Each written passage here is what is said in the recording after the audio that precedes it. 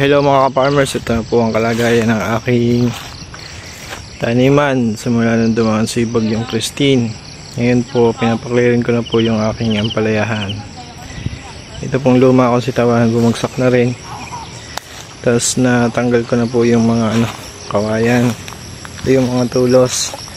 Tapos yung sili po natin pinapagamasan ko. 50-50 po yung sili natin, halos kalahati po yung patay.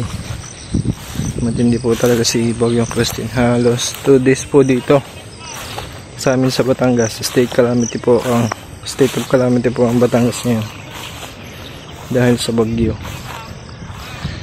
At ito po yung kalagayan nating sili, daming namatay. Buti na lang ang kamo at yung sili natin hindi pa natin na mapagamasan lahat, kaya madami pa rin nabuhay. Kung nagamasan ito lahat, pipilitin ng hangin yung mga puno nito, kaya pihado, patay ito lahat. Yung mga namatay lang, mga nababad sa tubig dahil pagka bagyo po kinabukasan mainit agad yung mga puno, may mga tubig-tubig pa yan, kaya ganyan po ang nangyari. Bali nagpunla na po ako ng pipino, 2 lagat kalahati po, Legacy F1 at saka po yung Jackson F1. Siya pong itatanim ko ngayon dito sa dati kong sitawan at dito po sa luma kong ampalayahan. Ito po, bali naka 22 harvest po tayo dito sa ating ampalayahan na ito mga ka-farmers. Mestiza F1 variety po ito, at ngayon nga po ay pinapakliring nga natin. May mga nakatanim po ditong sili. Yan, hindi na makita. Ano po? Yan. Yan po ay Patriot. Yung kaneko po yan.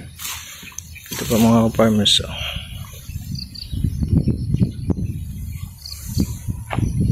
Ito, mga nakatanim yan ng sili.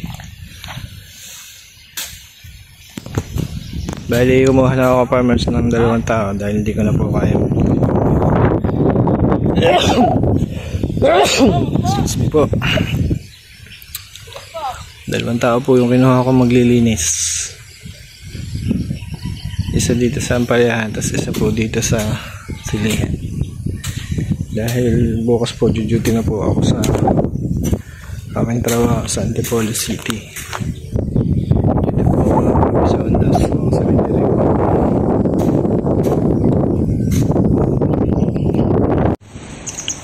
Mga farmers, hindi ko na nga pala pinagbili yung mga bunga dahil pangit na rin naman. Baka mapahiya lang ako sa buyer, kaya pinamigay ko na lamang. Kaya yung madaming tao nagpunta rito at nakuha ng mga bunga. Bali, pinagkala sila para naman sila mga magulay. Sabi ko, kunin na nila yung kaya nilang dahil. Dahil nga, i-clearing ko na itong area.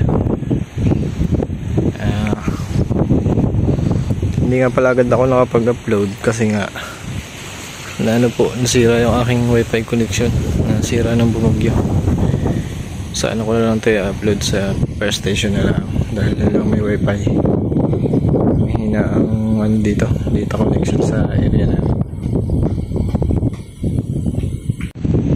Ito pala yung unang ampalaya ko na bumagsak. Ito yung pinakadulot, tsaka yung kung tinanim. Nung umulan ng malakas, wala pa pong bagyo nun, umulan ng malakas, tapos may kasamang hangin, kaya bumagsak. Ito naman, si Bagyong Christine na nagpabagsak dito. Bali, ito pong ampalaya ko, tinanim ko noong May 24. Ngayon po siya,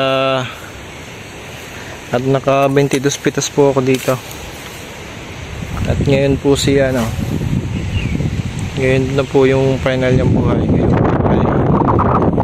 October 29, 2024. At ito, nagpaparamdam na ata si Bagyong Leon.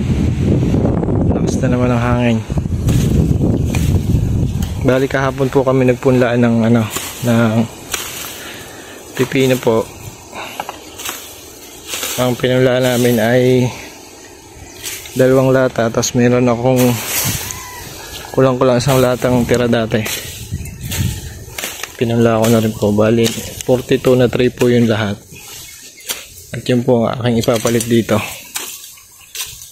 dahil hindi po maaari yung sunod-sunod po na ampalaya yung itatanim natin, magkakaroon po ng virus. Hindi po gaganda yung ating ampalaya, kaya dapat po nagka-crop rotation tayo. Pero may kakasana po akong tataniman ng ampalaya, 3 lata uli na mistisa. Mistisa po ang aking tinatanim dahil yun po ang sikat dito sa amin. Yun po ang sikat sa Tanawan, Batangas. Sa Tanawan, Batangas po akong nagdadala ng aking mga gulay. Yun po ang sikat sa Tanawan. Kaya yun po ang aming tinatanim. Para po pag nagtuma ng gulay, yun po mahirap ibenta. Kuha na. Yun po ang dapat yung tatandaan bago kayo magtanim. Survey nyo muna yung pagbabagsakan ninyo na inyong mga gulay.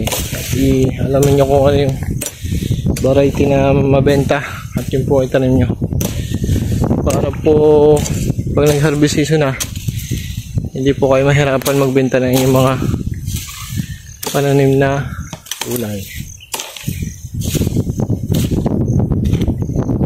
Biglang taas na po kayo ng ampalaya. Kahit na sa Tanawan trading sa 100 agad ang kilo. Kaya napakaganda po ng may mga nabuhay na ampalaya. Napakaswerte po nila. Tama po sila sa mahal. Ako po ay nakatama rin dito sa ampalaya kong ito nung bumagyo sa Enting. Benta ko dati ay 10 piso lang, tapos biglang nag 90 ang kilo. Kaya jackpot po tayo dito. Bali dito sa tanim kong ito mga farmers, nagkapera po ako ng 315k gross po yun. Tapos ang mga puhunan ko po doon siguro abot ng 80,000 lahat-lahat na po yun. Abono, pesticide, balag. Kaya money maker po talaga ang palaya. Maganda po itong gawing negosyo ang ampalaya. Maganda po itong itanim. Pag po kayo susultihin.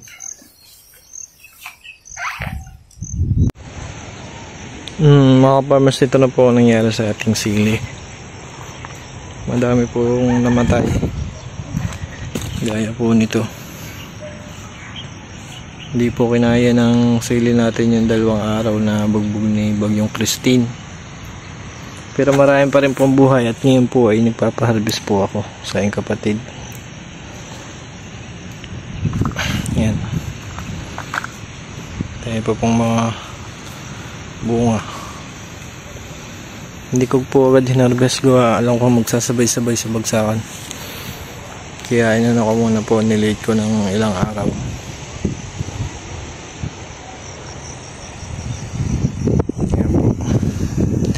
Pinapagamasan ko na rin pala ito.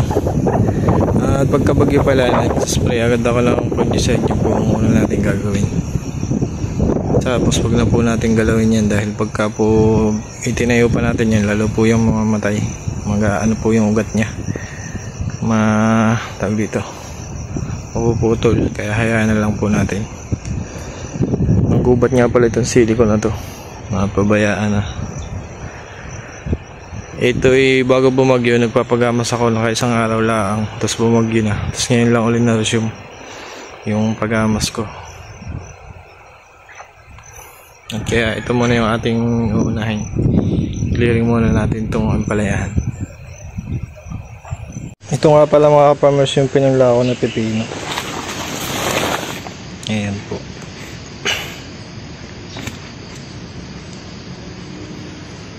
Ayan. Hayaan ko muna siya dyan mga 3 days, saka siya lilipat sa greenhouse. Parang i-incubate ko muna. 42 na tray po yan. At ito po yung variety na aking tinanim na pinunla ko. Legacy F1, tsaka po yung Jackson. Kung makita yung Jackson, Basta yun po yung aking pinunda. Ito pala. Ito po yung isa. Ito, Jackson. Bali, dalawat kalahati na 50 grams. Dahil yung isa, bawas na. Ito ang aking pinunla.